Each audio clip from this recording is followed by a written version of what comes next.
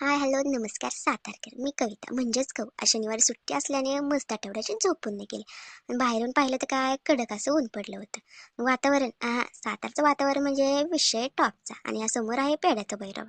आता त्यानंतर म्हणलं थोडं स्किन केअर करा, थोडं गोरं व्हावं. आता गोरं तर आम्ही झालो नाही, पण आम्ही दोघी बहिणींनी आवरलं आणि आम्ही दोघी निघालो कुर्णेश्वरला जायला. आता कुर्णेश्वरचा रस्ता संपला आणि सुरू झालं मुख्यद्वार.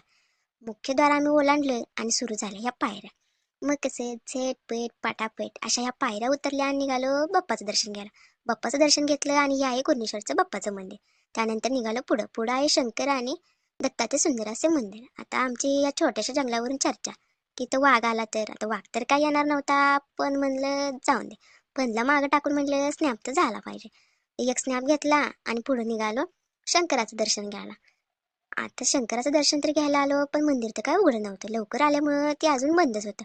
म्हणलं बाहेरनं दर्शन घ्यावं. बाहेरनं दर्शन घेतलं आणि आलो मागच्या साईडला. या आहेत मागच्या साईडच्या पायऱ्या, ते थेट तळ्याकडे जातात. आता माझी बहीण मला म्हणली, "दीदी तू हरवलीस तर." म्हणून माझा हात पकडला आणि स्वतः पुढे चालू लागले. त्यानंतर आम्ही आलो तळ्याजवळ. तळ्यात आहेत कमळाची फुलं, पण फुलं तर काय आज उमलली नव्हती. म्हणून म्हणलं जाऊन दे, आता आपण जावं पुढं. आता पुढं आलो तर घेतलं दत्ताचं दर्शन.